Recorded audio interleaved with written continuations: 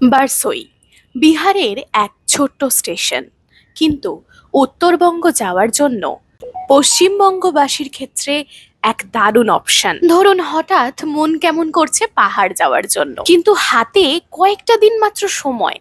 তাহলে কি করে আপনি টিকিট কেটে উত্তরবঙ্গের সফরের যে একটা চাহিদা তৈরি হয়েছে আপনার মনে, সেটা কমপ্লিট করবেন?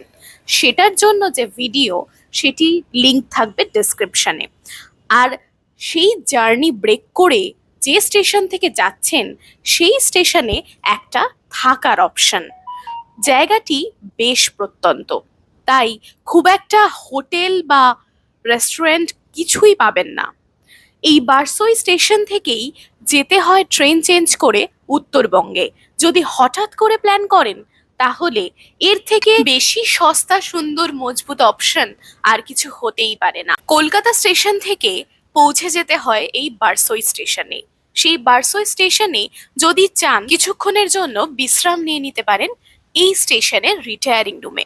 সেই রিটায়ারিং রুমেরই অভিজ্ঞতা আপনাদের বলবো। 1 নম্বর স্টেশনেই সামনেই রয়েছে এই রিটায়ারিং রুম।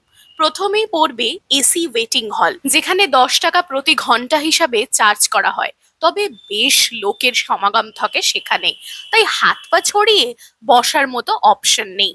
আর ভেতরে রয়েছে টয়লেট, যে টয়লেট কিন্তু পেড ব্যবস্থা, তাই একটু কিছুক্ষণ সময়ের জন্য জিরিয়ে নেওয়া এটার জন্য উপযুক্ত জায়গা এই রিটায়ারিং রুম।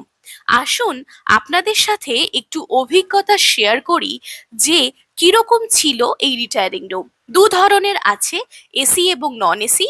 এটি বুক করার জন্য আর এসি অথবা কনফার্ম টিকিট লাগবে। বাইরে কিছু বললাম না, বিকজ এতটাই জোরে আওয়াজ হচ্ছে যে কিছু শোনা যাবে না। এখন আছি বেসিক্যালি বারসইতে।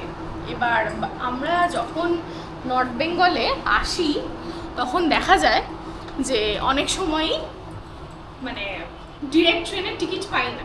তো সেক্ষেত্রে কী করতে হয়, আমাদের ব্রেক জার্নি করতে হয়।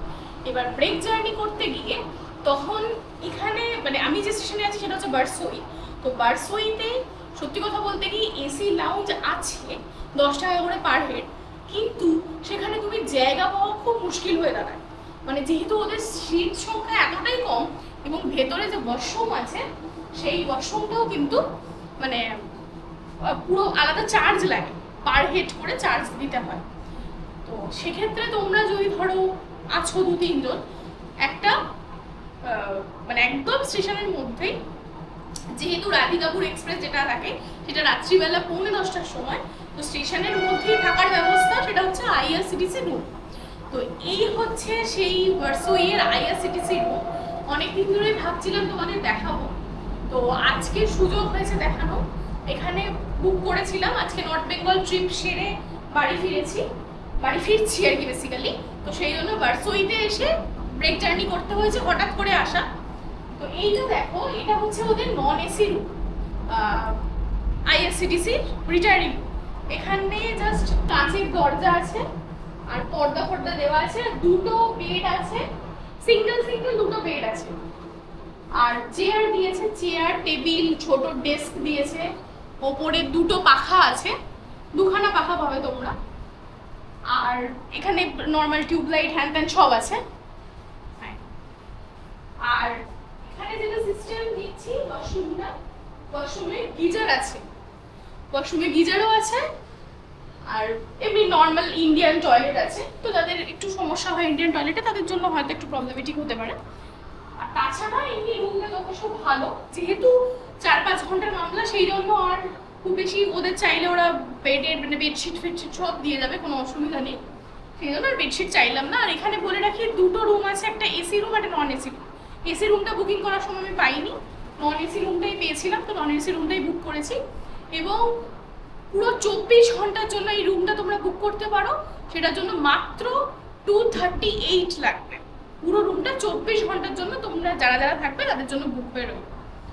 তো যারা উত্তরবঙ্গ ভেঙে আসতে চাইছো, একটু টায়ার্ড হয়ে যাচ্ছ এসে, যে একটু সময় নিয়ে তারপর আমি নেক্সট ট্রেনটা ধরবো, অনেক সময় আমরা রিজার্ভেশন করি অথবা কোনো প্যাসেঞ্জার ট্রেন থাকে, মাঝখানে যে বিশাল গ্যাপটা, সেটার জন্য একটা ঠিকঠাক একটু রেস্ট নিতে পারলে ভালো হয়। তো তাদের ক্ষেত্রে একদম বেস্ট অপশন বারসোইতে আইআরসিটিসি রিটায়ারিং রুম, চাইলে এসি বুক করো, নন এসি বুক করো। আমি এসি অ্যাভেলেবেল ছিল না বলে নন এসি বুক করেছি, এসে আরামসে থাকতে পারো। আর এখানে কিন্তু খাওয়া দাওয়ার দোকানের খুব সমস্যা, মানে তুলনামূলকভাবে খাওয়া দাওয়ার পরিমাণ, মানে খাওয়া দাওয়ার দোকানের পরিমাণ যথেষ্ট কম। তাই চেষ্টা করো যে এনজেপি থেকেই নিয়ে চলে আসা, যেমন আমি আজকে নিয়ে চলে এসেছি এনজেপি থেকে, তো চলে আসা এবং এখানে এসে খাওয়া দাওয়া করে একদম ডিরেক্ট ট্রেনে উঠে যাও। তো ট্রেন জার্নি কিভাবে কি করবে, ব্রেক জার্নি করে কিভাবে মানে পুরো ট্রেন জার্নিটা সাকসেসফুল করবে এবং নর্থ বেঙ্গলে হঠাৎ করে টিকিট কাটবে, সেটারও লিঙ্ক ডেসক্রিপশনে দেওয়া থাকবে। আর এটা তো রিভিউ দিয়েই দিলাম। তো চলো আপাতত টাটা, পরে দেখা হবে।